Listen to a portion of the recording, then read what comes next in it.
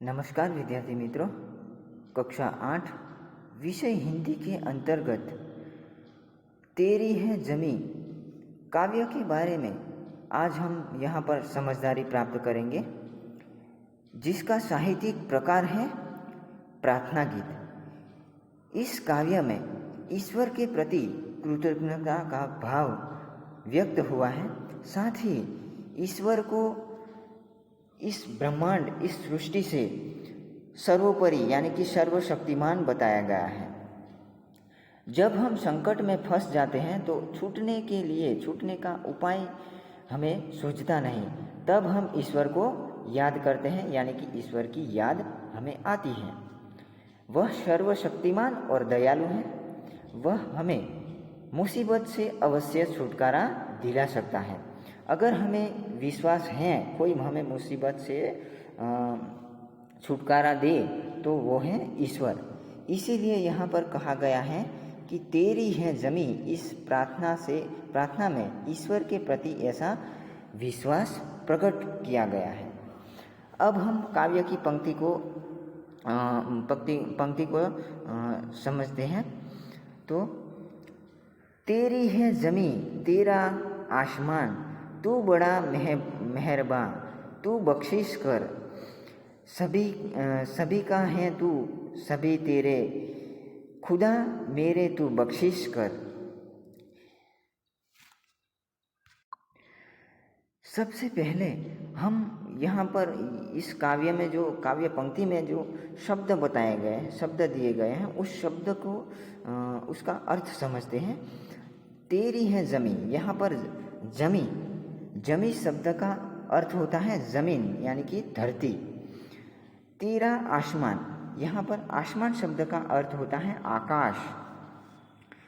दूसरा शब्द है मेहरबा का अर्थ होता है कृपालु, दयालु। बख्शिश शब्द का अर्थ होता है भेंट, उपहार। लेकिन इस काव्य के बारे में अगर हम इस बख्शिश शब्द का अर्थ समझते हैं तो इसका अर्थ ये होता है यानी कि क्षमा करना। खुदा शब्द का अर्थ होता है ईश्वर, और बख्शिश शब्द का अर्थ हम आगे समझ गए हैं यानी कि क्षमा करना।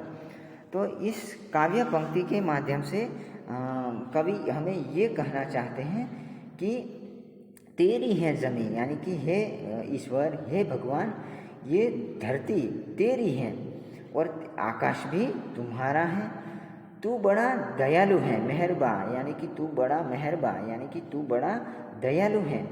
तू हमें क्षमा करना, तू सबका है, सबका मालिक तू है, तू हमें क्षमा करना। ऐसा कवि इस पंक्ति के माध्यम से कवि हमें समझाना चाहते हैं।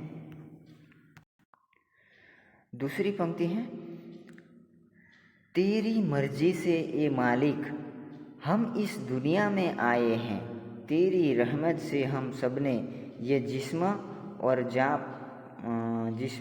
जा पाए हैं। तू अपनी नज़र हम पर रखना, किस हाल में हैं ये खबर रखना, तेरी है ज़मीन।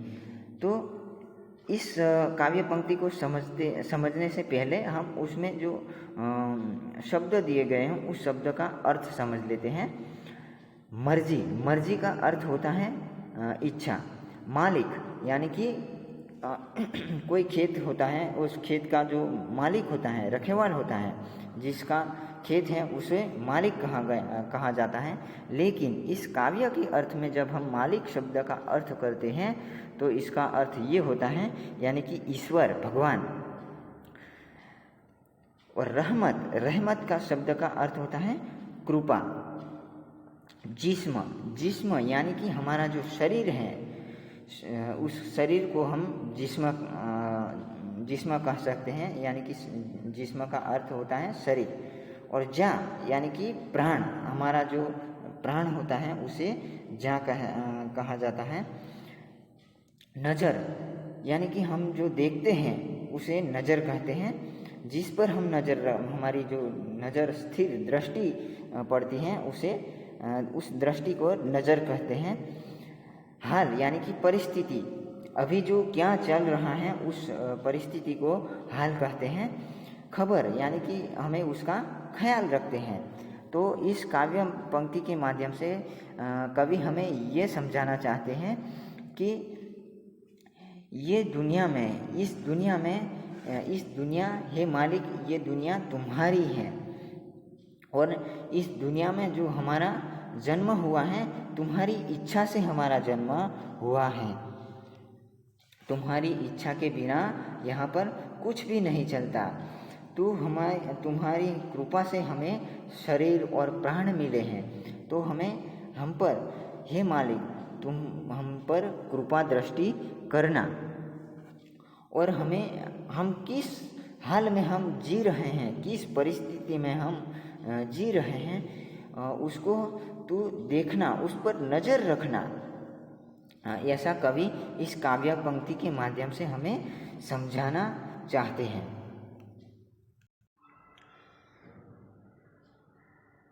तू चाहे तो हमें रखे, तू चाहे तो हमें मारे, तेरे आगे झुका के सर खड़े हैं आज हम सारे, वो सबसे बड़ी ताकत वाले, तू चाहे तो हर आफत टाले, तेरी है ज़मीं। इस काव्य पंक्ति को समझने से पहले उसमें जो शब्द दिए गए हैं उस शब्द को हम उसका अर्थ समझ लेते हैं। तो तू चाहे तो यानी कि तेरी इच्छा से हमें रखे, यानी कि हमने रखे। यहाँ पर शर शब्द का अर्थ होता है शर यानी कि मस्तक, हमारा जो मस्तिष्क है, शीश यानी कि मस्तक, उसके अर्थ में शर शब्द का अर्थ हुआ। जब यहाँ पर शर शब्द लिखते हैं, सर शब्द, तो इसमें ससला का स आता है, तो इस शब्द का अर्थ होता है मस्तक। और जब शहनाई का श, मिंडी वाला श आता है तो सर शब्द बनता है, तो इसका अर्थ होता है बाण। लेकिन यहाँ पर इस सर शब्द का अर्थ होता है मस्तक। और सबसे बड़ी ताकत वाला यानी कि सर्वशक्तिमान। दूसरा शब्द है हर यानी कि प्रत्येक। और आफत शब्द का अर्थ होता है मुश्किल, संकट। और टाले शब्द यानी कि दूर करना। तो इस पूरी काव्य पंक्ति को समझते हैं तो तेरी है ज़मीं, तू चाहे तो हमें रखे, तू चाहे तो हमें मारे, यानी कि हमारा जन्म हुआ है तो तेरी इच्छा से हमारा जन्म हुआ है। और तू चाहे, अगर तेरी इच्छा है तो हम जी सकते हैं, और तेरी इच्छा है तो हमें तू मार भी सकता है। तू चाहे तो हमें जीवित रख सकता है, तू चाहे तो हमें मार सकता है। और हमारा जो जन्म हुआ है, तो जिसका जन्म हुआ है इसका मृत्यु भी निश्चित है। और जिसका मृत्यु होता है वो ईश्वर की इच्छा के बिना किसी की भी मृत्यु नहीं होती, और किसी का भी जन्म ईश्वर की इच्छा के बिना नहीं होता है। इसलिए कवि कहते हैं कि हम तेरे आगे सर झुका के, हमें मस्तक झुका के हम तुम्हारे आगे खड़े हैं, तुम्हारी शरण में हम खड़े हैं। हम सारे यानी कि इस सृष्टि में, इस संसार में जो लोग हैं, जो इंसान हैं, सब तुम्हारे आगे, सब जीव तुम्हारे आगे मस्तक झुका के खड़े हैं। तू सर्वशक्तिमान, तू सबसे बड़ी ताकत वाले हैं, तुम इस सृष्टि में सर्वशक्तिमान यानी कि सबसे बड़ी ताकत वाला तू है।